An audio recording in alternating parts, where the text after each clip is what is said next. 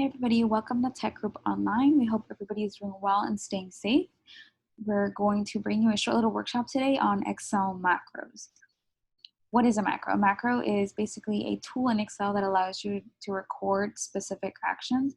And by action, we mean keyboard and mouse clicks. So it's super useful when you're trying to do something that's repetitive and you have to do it over and over again. So it saves you a lot of time. Now, we can see this option in two different places. The first is the View tab in the ribbon. We'll see View Macros and Records Macro option at the very right, or in the Developer tab. And if you don't see the Developer tab at the top of your screen, you have the option to edit the ribbon and add it. For a Mac, you would go into the top, click More Commands,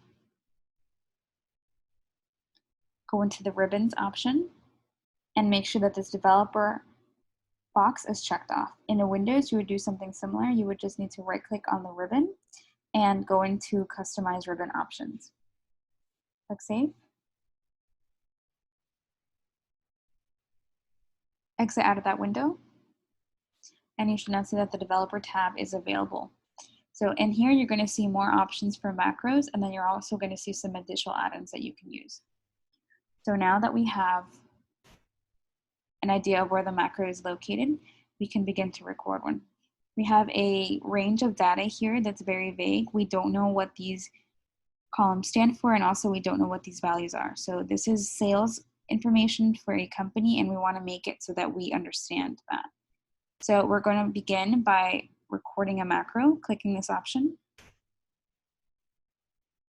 We're going to name it headers 1. Make sure that this workbook option is selected. And then we also have the option to make a keyboard shortcut for it. So I'm going to go ahead and make Q. The description is basically we are formatting the headers. Click OK. And you can see that the little circle now changed to a square. This means that you are currently recording a macro. So you want to be careful and purposeful in what you click and also how you move the mouse around.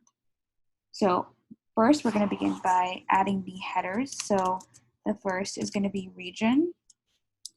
The second is going to be the different services that the company offers. Oops. And lastly, the years in sales.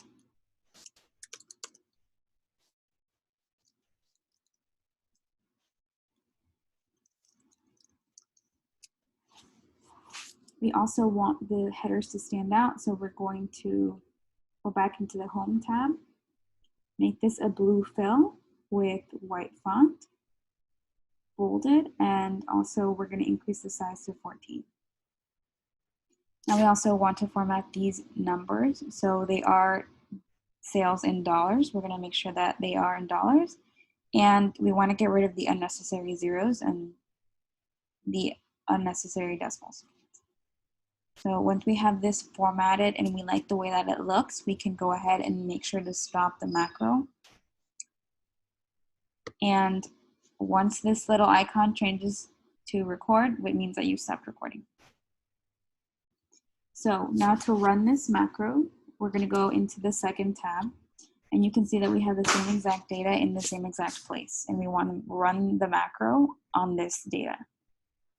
We're going to make sure that we have the A3 selected, which is the cell that we started on. We're going to go into the macros option, click the headers, and then click run. And you should see that now this table looks exactly the same as the first one that we formatted. Another option besides going into the macros is that keyboard shortcut that we made. So you do have the option of making it a little bit easier by just adding in the keyboard shortcut. A different way that you can also add it is running with a button.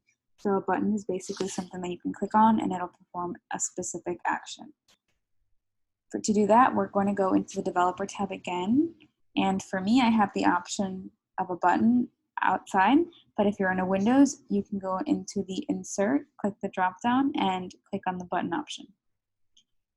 So once you click on that option, you're going to see that the cursor turns into a black plus sign. You're going to click on the worksheet, and you should see this new dialog box pop up. This is where we're going to select the specific macro that we want to run when we click on the button. We're going to click on the header 1, click OK. And now you should see that this button has been created, which we're going to rename.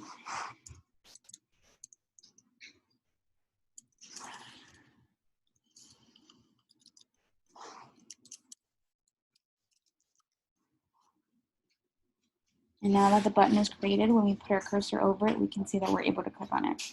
So once you do click on it and run the macro, the table should now be formatted. So that's our workshop for today, guys. I hope you enjoyed. Stay safe.